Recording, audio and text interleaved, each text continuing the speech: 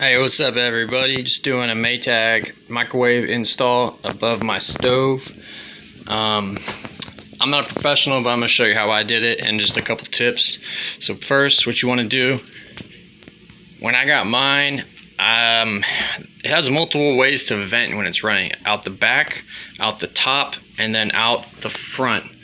So whichever way it's going to vent, this blower motor needs to be faced that way. So mine it vents out the top. I have a bag right here covering it, but there's my vent up to my roof. So I need to have this venting to the top. Now, you could take, on this Maytag, you could take these two screws off, gently lift this up, and then unplug this blower motor. And this is all in the instruction booklet. And then, after you take these two screws out too, it says blower screws.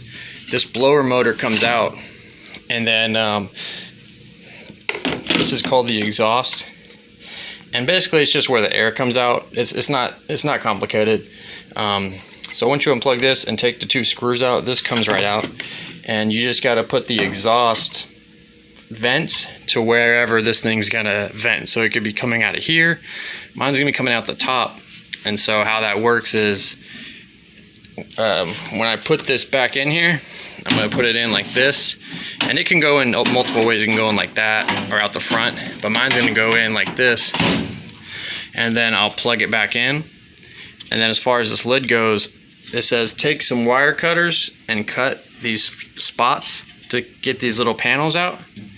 And then this guy, this is your vent flap, this guy will go on top. It'll go on top like that, and then when the microwave's on, this flap will go up, allowing the air to go up through that vent, up and out. So just a tip, you want to make sure you get that right, because when I first got it, it was faced, the blower was faced towards the front. So anyways, as soon as you plug your microwave in, you're gonna need to put the time in, and then you can use it. I'm gonna turn mine on, just like, you know, push like add 30 seconds, and then this is what that vent should look like on top. It should be able to open up. I'm gonna get it on here. All right, see, it'll pop up, and then that's hot air going up the top. And make sure the cord is out the way when you install it. Make sure the cord's not blocking it. And then when you turn it off, that should fall down. And then when you put the vent over it, make sure that this cord's not blocking that, and then make sure that your vent in your ceiling isn't blocking it either. These come out. These just say, these are like shipping spacers. I don't know really what they do, but they said to take them out in the instructions. And it also says it on it. So I'm gonna go ahead and take these out. All right. Where's the front? This bracket holds onto the microwave from the bottom. Match it up with your old one to see where the studs are on the wall. My studs were marked with blue tape, so I was lucky. You may need to put multiple screws and bolts into the wall to hold this. There's those little tabs on this, and they slide into little slots on the bottom of the microwave, and that's how it holds on the bottom. Put it on that first before you put the top screws on. Microwave, I put it in. Now it's held in by a bracket on the bottom that hooks into these holes on the bottom. And then on top, there's usually a bolt right here, and right here, there's threads on top, and that's how it goes in. So this thing goes over the that fan and vent we were talking about. So when I had my old microwave in here, it was a different microwave, and this was like installed improperly, and it was just kind of sitting on top. So I kind of had to make room for that to fit perfectly over the vent, because if you don't, you're gonna have this nasty tar sticky stuff from the exhaust from the microwave. It was just blowing in here the whole time, so you want to make sure that's covered up.